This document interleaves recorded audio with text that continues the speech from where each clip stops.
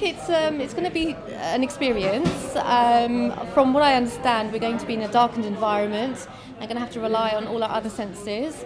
So I think it's going to be an experience. I have no idea what to expect because we just don't know what it is to be visually impaired. So it's one thing climbing under your sheets and imagining you can't see anything, but having to dine without seeing what's on your plate, I have no idea what this will be like.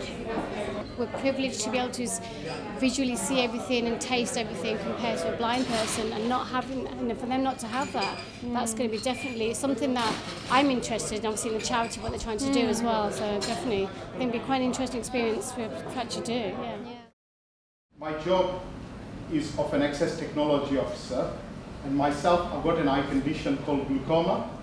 Glaucoma is an eye condition where it affects the optic nerve of individuals, and normally people get this eye condition at the age of 65, but I had it, I was born with it. And my vision was maybe about 10%, and I could see colors, I could read print, but enough to keep me going. Went through mainstream schools, and I was brought up in Kenya. And then gradually my vision started deteriorating. In fact, it's deteriorated so rapidly in the last 6 months that I'm standing in front of you here, but you are absolutely not in my existence at all. I can't even say it's a blurred image. So in one way it's good because I can feel confident there's no one there in front of me. But obviously I have my moments of what I can see. So if I had to describe my vision, it's more like you, if you've ever been into a steam room and how you can see, or you're trying to tune in a very bad television with an aerial not giving you any reception but good sound quality. That's what my vision is all about. If I would be blind? Again, I have no idea.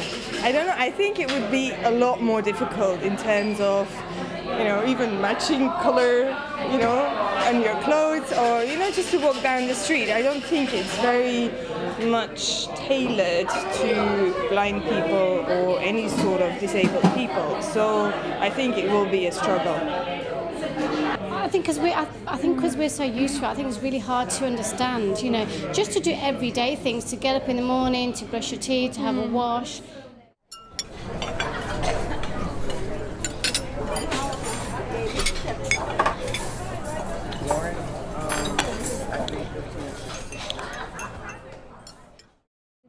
It's funny because we couldn't see each other or something. The voice got a bit louder, like people next to you can't hear you. I was quite shouting at them, It makes you think about the privileges you have as a person who can see everything. I'm really scared of the dark generally, so to do this was something big for me. I was just like, oh my god, I don't know what. I was exciting, but I was very, very scared, and I've kind of come over that because I think there's no need for me to be scared of the dark. I've got sight. So for everyone else who hasn't, it was you just felt a bit humbled because you don't realise what blind people go through until you go through it yourself. So I think that was different, but also I think something that everyone should do at some point. You need to know what it's like. It was just pitch black, and you just didn't know how big the table was and where was everything, and and you had to kind of just think about it more.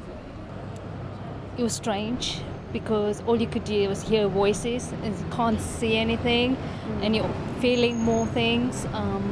Example, we were passing the water jar and couldn't quite feel where it was, or it was taking time and couldn't fill your glass because you weren't sure what you were doing. I mean, obviously it's made me more aware.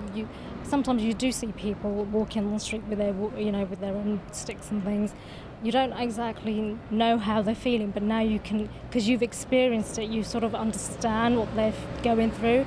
Maybe lend a hand a bit more, obviously, because obviously you can empathise now. So, yeah, and maybe even do some volunteering work. So, yeah.